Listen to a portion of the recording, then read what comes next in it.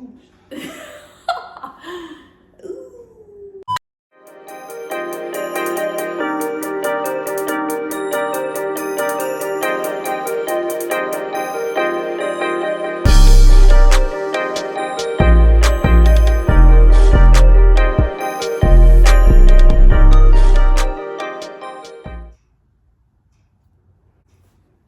What's up, y'all? Good morning. Don't matter what time of the day it is, just know that you are always welcome on my channel. As you may or may not know, I bought a house this year. We're standing in my home right now. Just a little bit though, you can't see too much. At age 22, fresh out of college, I graduated college in May. Single, where my single ladies at? Word to Beyonce. 9 months into a pandemic, I was only working full time for a few weeks when I bought my house, and I didn't get no stimulus check. This some more bull. Drop a like down below if you didn't get a stimulus check either, because that's tragic. But that's not what we're here to talk about. Back to you.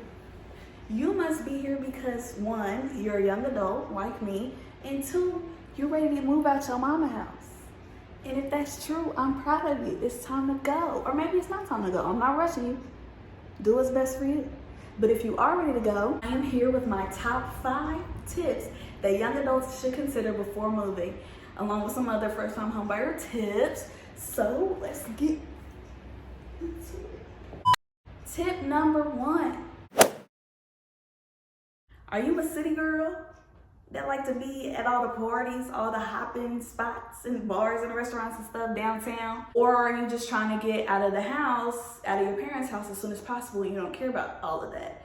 Or are you trying to build equity in a home in an effort to start building generational wealth early? And I just want to preface all this by saying there are no right or wrong answers because it's what's important to you.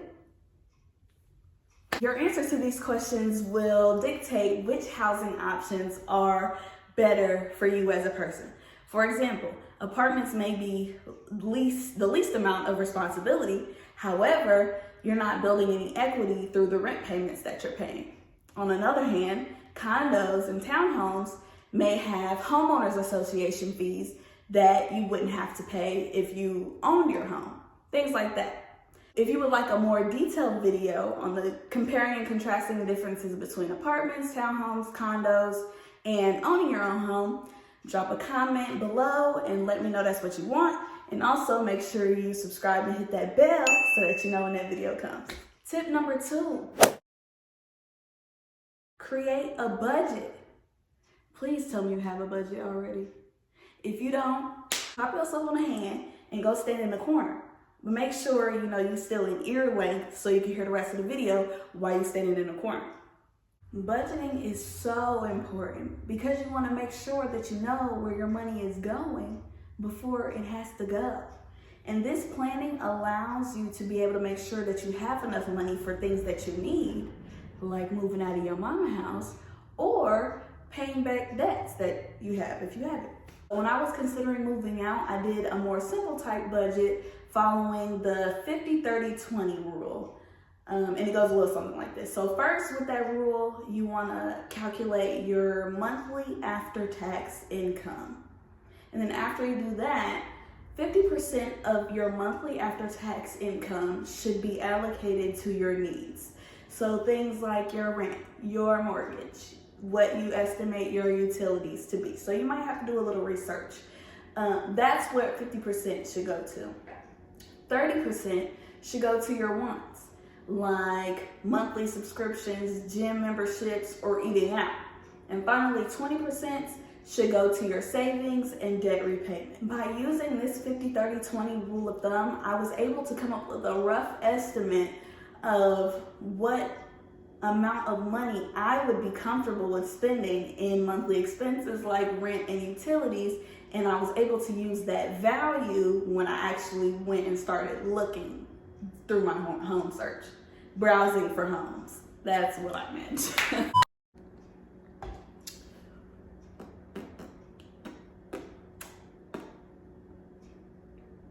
Tip number 3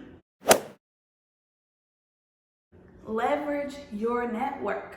This is a lesson that can be applied to just about any area of life because, as you may have come to see in this world, it's more about who you know sometimes than what you know. So leverage your network.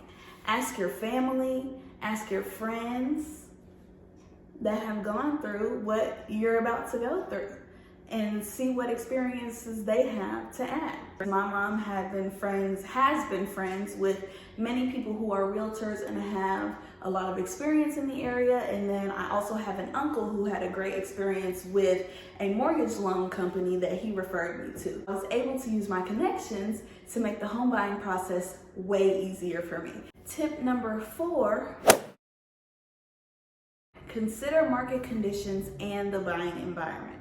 If you weren't aware, we're in the middle of a pandemic.